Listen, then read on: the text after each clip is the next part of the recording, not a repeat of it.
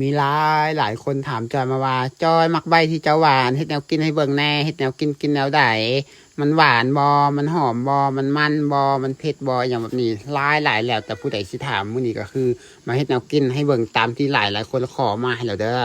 อย่างแรกเลยตื่นเช้ามาจอยก็นึ่งข้าวเอาไฟสุกแล้วต่อมาก็คือเกี่ยมออมมักใบทุกคนออมมักใบก่อนเอาสิออมได้เขาก็ต้องต้มน้ำก่อนเขาก็ต้มน้ำเขาออมคือออมมาขอเลยทุกคนเราต้มน้ำก็บ่ต้องให้มันห่อนเกินไปให้มันจับอุ่นๆพอดีเอาสิออมเลยทุกคนคันว่าให้มันห่อนเกินไปหมักใบกับสิบเปื่อยหลังจากนั้นแล้วต่อมาก็คือเอาหมักใบมาล้างหมักใบที่เราจะไปออมมันก็ต้องล้างก่อนเลยทุกคนล้างเอาออกอันที่มันอวยอย่างที่มันเปื่อนติดเลยเพราะว่าเขาไปออมเราเขาก็สามารถเอามากินได้เลยหลังจากนี้ล้างหมักใบแล้วต่อมากลับไปซ้ำเบื้องน้ำว่าน้ำมันห่อนแล้วบอหรือว่ามันพอดีแล้วบอกก็คือหนามมันห่อนได้ทีหนึ่งแล้วได้ทุกคนเขาต้องต้มให้มันโดนแล้วคันเขาต้มให้มันฟุดมันเดือดเนี่ยมาออกหมักใบจะบ่เปื่อยเด้อเพราะว่าหนามมันสิห่อนเกินไปหลังจากนี้หนามก็จะอุ่นพอดีนะทุกคนหลังจากนั้นก็เอาหมักใบลงไปแล้วก็ออมปะนานแล้วต่อมาจะกระเซ็ดแก้วหมักเผ็ดดิบทุกคนเพราะว่าจอยสำหรับกินหมักใบแล้วแต่ผู้มักเด้อบางคนเวลาบ่ายก็คือจะใส่แต่เกลือสำหรับจอยจอยจะมักใส่แก้วเพราะว่าครอบครัวจอยส่วนใหญ่เวลาบ่ายมักใบหรือว่ามักขอจะมักเอาแจ่วใส่น้ำมันเผ็ดน้อยหนึ่งมันจะแห้งแสบไหมทุกคนมักใบนี่ก็จะมีรสชาติแบบว่าแสบกว่ามักขอตั้งหลายเท่าเลยได้ทุกคนหากินยากอีกสมัยก่อนนี่คือแบบว่ามีหลายหากินได้สบายแต่สมัยนี้เริ่มหากินยากแล้วเพราะว่ามักใบมันจะออกตามป่าตามภูเขามันออกเบี้ยออกต้นมาประมาณ30 ปีพุ่นแหละมันกว่ามันจะได้เป็นหมากนะต้นมักใบผมเป็นปลูกน้อยเดียวแล้วมันจะได้กินเด้อมันคือมักหมองมักมีเด็ดปลูกมักใบนะต้องใส่เวลาหลายปีกว่าจะได้กินหลังจากนี้ต่อมามักใบมันโดนสักพักหนึ่งเขาก็มาซ้ำเบิ่งทุกคนว่ามันเปื่อยแล้วพอมาซ้ำเบิ่งมันก็คือเปื่อยแล้วมักได้ดำมักได้แก่ดีมันก็คือเปื่อยแล้วมักได้ที่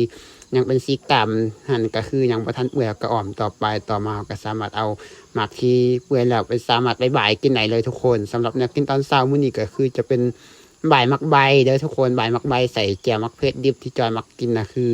มักใบนี่ก็คือใส่กับข้าวเหนียวห่อนๆแบบนี้คือแบบโคตรแซ่บเลยแหละทุกคนผู้ใดที่เห็นมักใบแบบนี้แล้วก็นึกเห็นแบบว่าเขาเหนียวได้สำหรับคนแถวบ้านนอกที่ไปอยู่ในเมืองเห็นมักใบแบบนี้แล้วรู้สึกอยากคิดทอดบานอยากกลับบ้านแห้งเลยแหละตามที่เบิ่ง ก็คือแบบแสบแห้งเลยนะทุกคนมันรสชาติมันกะสิ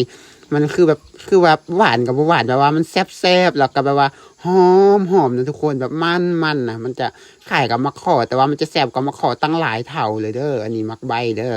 แกนมันก็คล้ายมะเกือมทุกคนมันก็คือกับมะเกือมแล้วมะเกือมมักสิเป็นสีเขียวแต่ว่ามักใบนี่เวลามันแก่มาก็เป็นสีดำแบบนี้เลยทุกคนแล้วเวลาเขาอ่อมสุกมาทางในก็จะเป็นสีกำแบบนี้มา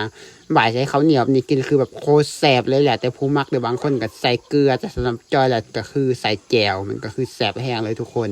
อันนี้คือมันมักใบทีเดี๋ยวนี้หากินยากแล้วราคากับแพงอีกแถวบนดอยผู้ใดได้กินอันแบบ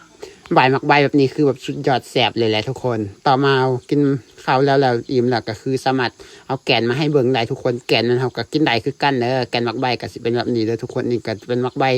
ชนิดน้อยมักใบนี่ก็มีหลายชนิดเดี๋ยวบางชนิดนี่ก็มักใหญ่บางชนิดนี่ก็มักน้อยนี่คือชนิดมักน้อยเลยทุกคนเราก็สามารถเอามาบักเราก็สามารถกินได้แกนมันกินทั้งในสีขาวเด้อมันก็สามารถเอาไหมแหลมมาจิ้มกินทั้งในมันได้เลยทุกคนนี่คือจะเป็นมักใบเด้อ